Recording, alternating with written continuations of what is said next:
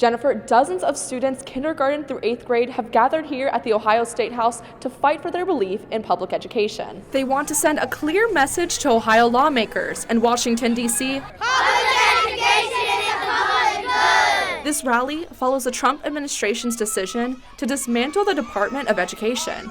Are you hype? Yeah, hype! Yeah! And Children's Defense Fund leaders, such as Dr. Guillermo Berveillo, say state lawmakers aren't fulfilling their promise to fully fund the Fair School Formula funding. Why? Because they didn't take inflation into consideration when making the new budget. We're saying schools are more than just learning. They're the heart of the community.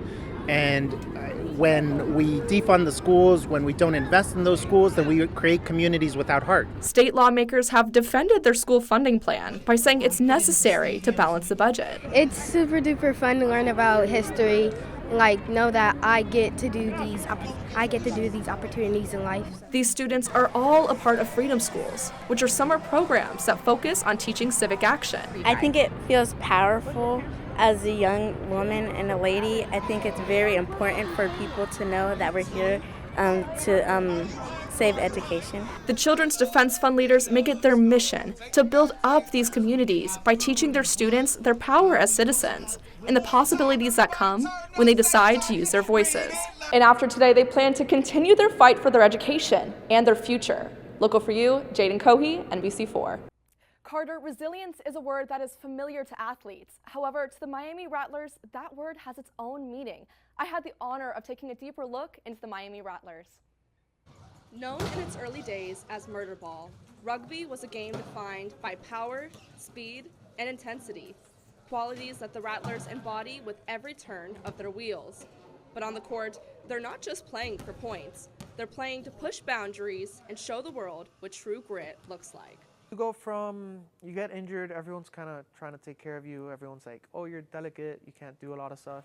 And then you get in one of these chairs and you're chasing people and running down the ball. So like you're crashing, you're flipping, you're getting your hands crushed, like it's insane. So like that whole difference from the regular lifestyle in the beginning kind of shows you, you know, you're not delicate. You can get out there and do a lot of things that you probably didn't think you'd do. One drill this team practices is called rabbit drill, which practices getting the inbound and getting out of the defense.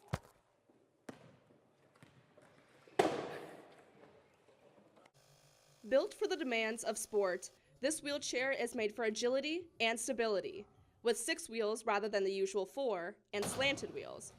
When the Rattlers invited me to try it myself, I got a first-hand look. Or you can go in. That's crazy. That was crazy. The sense of belonging and community is powerful for these players, but emotionally, it's not the only benefit. Rugby also provides a lot of benefits physically. We can say with the utmost confidence that they will see an increase in certain cardiovascular health measures, like their cardiorespiratory fitness. Another great thing about wheelchair rugby is sometimes you have to sprint, and there's a power component to that. But they aren't just content with local tournaments. They have their sights set on a bigger stage, and some team members aspire to take their talents to an international audience. If I could make it out to the Olympics, that'd be insane. That's my goal. I'm training for that, trying to balance it with school and stuff, but one sport or another, I'm going to be in the Olympics. I just actually got accepted to the Team USA developmental team for wheelchair rugby, and it's like a 3-4 day camp that they do at Lakeshore over there where the Team USA trains in December, and they're going to be coaching us and helping to develop our skills so that if we're good enough, we can eventually be on Team USA. Another challenge is the ability to even participate in adaptive sports such as wheelchair rugby. For more information on how to start your journey, visit www.challengedathletes.org. Jadyn Cohee, UMTV. At the University of Miami, Carnival season is a lot more than just music and feathers.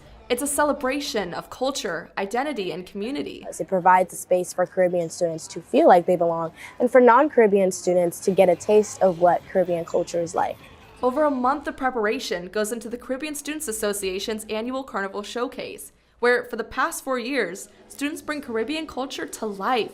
This year, they bring many different countries into the showcase with their kaleidoscope theme to represent all of the diverse cultures that make up the Caribbean. I love bringing awareness to my culture to the University of Miami, like the campus. I feel like it's what keeps it strong and keeps it going is to spread awareness about it, showcase what it's really about. So I'm excited to do that, and plus like all of my friends get access to being there, so it's so fun to have that support. But the celebration does not stop on campus. Just miles away at the Miami-Dade County Fairgrounds, the entire city transforms for Carnival Weekend, a massive cultural event that draws thousands from all around the world. You know, the thing that most people love about Carnival or even Juve is the fact that you can let go. You can release, you can forget about all your stress, forget about all your worries just for that moment and just have a bona fide, like a genuinely great time. Whether on campus or in the streets, Carnival brings people together in celebration of the Caribbean spirit. One beat, one step, and one flag at a time. Jadyn Cohee, UMTV. In the busy streets of Miami, it's easy to feel overwhelmed by the noise, the crowds, and the fast pace of city life. But just 20 miles from the University of Miami, at Patch of Heaven Sanctuary, the goal is simple: take a break and a breath of fresh air. More humans live in concrete core communities than they live in rural, agrarian, or agricultural lands. Tipping point in human history. That concrete disconnects us from everything that it is that, newsflash, we're part of nature. What began 15 years ago as an empty plot of land has grown into a nonprofit focused on mental health, mindfulness, and nature conservation. In 2018, Patch of Heaven Sanctuary opened its doors to the public and has been growing a community that believes in its mission ever since. I had no idea that this even existed. It's making me feel very connected to the universe, and it's bringing like a sense of peace over me. At Patch of Heaven Sanctuary, it is a very big philosophy to give to nature and to see what nature can give back. I had some chives. I tried some chives.